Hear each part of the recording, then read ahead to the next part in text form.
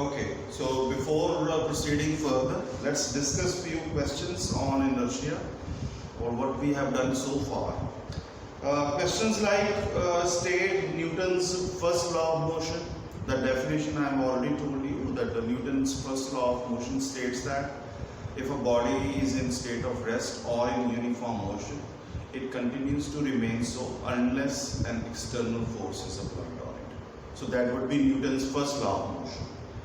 Now, which property of all objects make them resist any change in their state of rest or motion? We know that we have named that property as inertia. Okay? So inertia is that property which makes the body resist any kind of change in state of rest or of motion. Okay? So which law of Newton defines force? तो कौन सा ऐसा law जो define करता है Newton का force को? वो है Newton's first law of definition. Remember, it gives the qualitative definition of force. ठीक है? State Galileo's law of inertia, तो उसमें आप वो जो दो ऑब्जर्वेशंस मैंने लिखाई हैं वो आप लिख सकते हैं. On what factor does the inertia of a body depend? Which has more inertia, a cricket ball or a rubber ball of the same size? Remember I told you inertia depends upon mass of the body. ठीक है? मैंने कहा था कि inertia mass पे depend करता है पर वो mass नहीं होता, क्योंकि inertia के और भी फैक्टर्स पे डिपेंड करता है. उसमें से एक शेप साइज भी आती है ऑब्जेक्ट की. अगर सेम मास की आप दो ऑब्जेक्ट लेंगे पर उनके अगर शेप और साइज में डिफरेंस है तो उनके इनर्शिया में भी डिफरेंस होता है. ठीक है? तो remember that. But still in class 9th we are only concerned with that inertia depends upon mass of the body. ठीक है? And if the two bodies are of same size, then if one is cricket ball and other is rubber ball, obviously cricket ball would have more mass, hence it would have more inertia. ठीक है?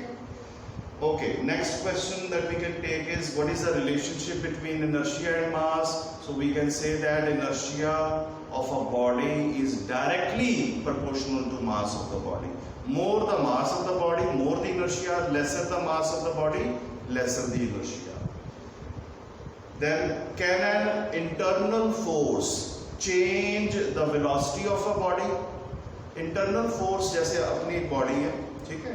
Body के अंदर जो अपने body parts हैं, अंदर molecules हैं, अंदर वो मूव कर रहे हैं इधर उधर, वो एक दूसरे पे फोर्स लगा रहे हैं. जो अंदर अपने बॉडी के जो भी रिएक्शन, जो भी फोर्स लग रही है अंदर उसको हम इंटरनल फोर्स कहते हैं. और बाहर से जैसे अभी मैं शोल्डर अपना प्रेस कर रहा हूँ, इस फोर्स को हम एक्सटर्नल फोर्स कहेंगे. ठीक है? जो बाहर से लग रही है, जो बॉडी के अंदर जो भी मूवमेंट हो रही है किसकी वजह से होती है? इंटरनल फोर्स की वजह से. पर क्या वो इंटरनल फोर्स बॉडी की वेलोसिटी चेंज कर सकती है? No. To change velocity, because that is what Newton's first law of motion says, if you have to change the state of rest और मोशन. वेलोसिटी चेंज करने का मतलब क्या है? अगर मान लीजिए बॉडी पहले रेस्ट में है, आप उसको मोशन में लेके आना चाहते हैं, वेलोसिटी चेंज होगी. बॉडी मोशन में है, यूनिफॉर्म मोशन में, तो एक ही स्पीड से जा रही है एक डायरेक्शन में, तो अगर आप उसकी वेलोसिटी चेंज करना चाहते हैं, या आप डायरेक्शन चेंज करना चाहते हैं, या आप उसका मैग्नीट्यूड चेंज करना चाहते हैं, या दोनों, तो वो बिना एक्सटर्नल फोर्स लगाए चेंज नहीं हो सकता. Why? Because of Newton's first law of motion. Okay, so next examples आप दे सकते हैं इनर्शिया ऑफ रेस्ट की, इनर्शिया ऑफ मोशन की. काफ़ी सारी एग्जांपल्स मैंने आपको करवाई हैं. ठीक है? तो why does a moving ship take much longer time to stop than that taken by a car when brakes are applied to both? तो हमने देखा है कि जैसे कोई मान लीजिए कि ट्रक है और साइकिल है, अगर मान लीजिए सेम स्पीड पे जा रहे हैं, अगर वो दोनों ब्रेक अप्लाई करें, साइकिल जल्दी रुक जाएगा, ट्रक थोड़ा लेट रुकेगा.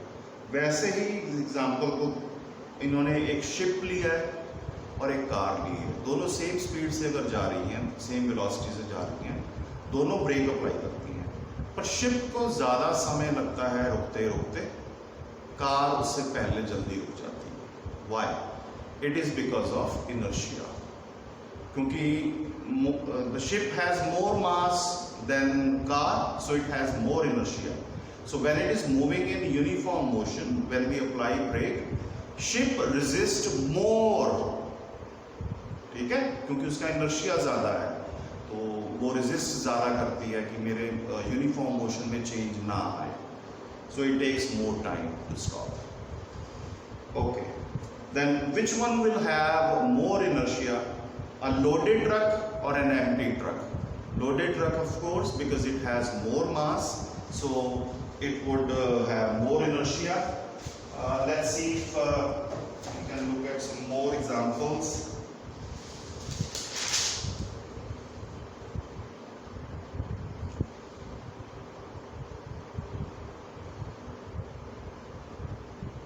Okay.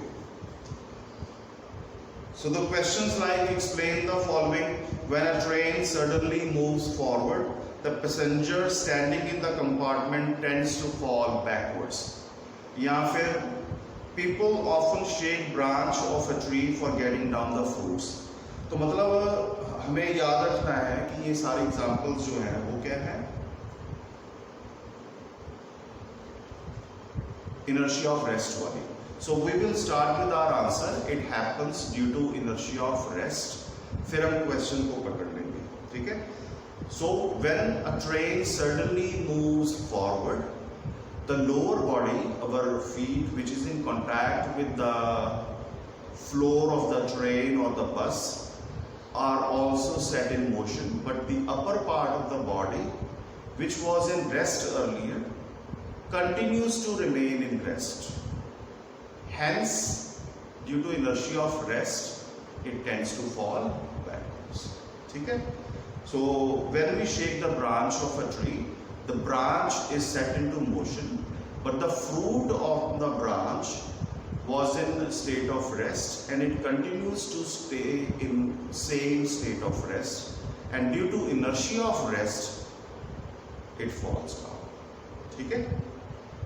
Dust particles are removed from a carpet by beating it. Again, it happens due to inertia of rest. When we strike the carpet with a stick, the fibers of the carpet comes in motion, whereas the dust particles remain in state of rest, and due to gravity, they fall down.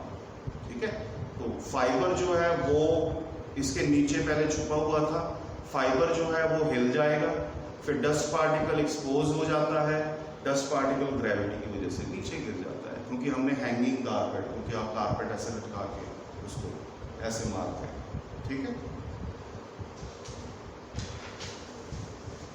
आपने notice किया होगा जैसे घर में हम जैसे किसी bedsheet को या किसी को अगर झाड़ना भी हो, हम थोड़ा सा उसको ऐसे हैंगिंग पोजीशन में आके तो मोशन देते हैं. उसमें भी आप देखोगे कि हम जब बेडशीट को जैसे हमने झाड़ना है तो आप करते क्या हो, बेडशीट को मोशन में देते हैं, पर जो उसके ऊपर डस्ट पार्टिकल रेस्ट कर रहे हैं वो continues to remain in state of rest, तो बेडशीट जो है वो मोशन में आ जाती है, और due to inertia of rest dust particle falls down due to gravity.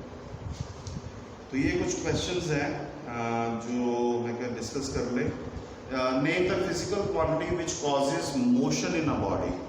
तो मोशन किसकी वजह से आता है? वो है force. Is force needed to keep a body moving in motion? तो फोर्स लगाना क्या हर टाइम जरूरी है? No, it's not, because that is what Galileo observed. A ball moving on a table top eventually stops. Explain the reason. Because the force of friction is acting on the ball due to the surface of the ball in touch with the table. ठीक है? तो उसकी वजह से force of friction होती है, जिसकी वजह से वो and force of friction always opposes the motion of the ball of any body. उसकी वजह से वो eventually it stops. अब जैसे two equal and opposite forces act as on a stationary body. Two equal and opposite forces act on a stationary body. Will the body move?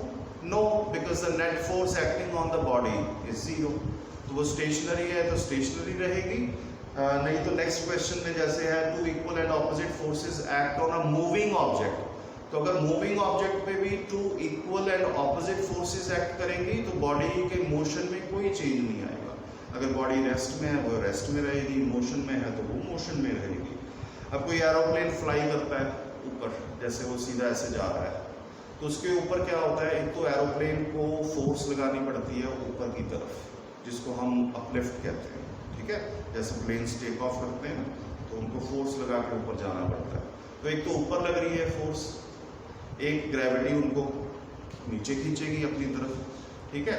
तो जब ये दोनों बराबर होती हैं तो प्लेन जो है यूनिफॉर्म मोशन से आगे बढ़ता रहता है। Net force acting on the plane aeroplane is 0. Why does a person fall when he jumps out of from a moving train? That I already answered yesterday in the class. That was because of inertia of motion. The lower body of the person comes in contact with the ground and comes to rest. However, the upper part of the body remains in state of motion, due to which the person falls down. तो ये कुछ questions हैं जो आप inertia के base पे आप answer दे सकते हैं, कर सकते हैं। With that we come to the end of part B. Part A और part B आपका ख़त्म हो गया है इस चैप्टर का। Then next we have is part C, जिसमें हम न्यूटन्स सेकेंड लॉ और थर्ड लॉ पढ़ेंगे, ठीक है। उसके बाद ये अपनी सीरीज C में सेकेंड लॉ है, सेकेंड लॉ का पढ़ेंगे, उसकी एप्लीकेशंस पढ़ेंगे। B पार्ट में then we have is Newton's third law, and E part तक हमें जाना है, and that is gravitation. So we'll continue. Till then, keep watching, keep learning.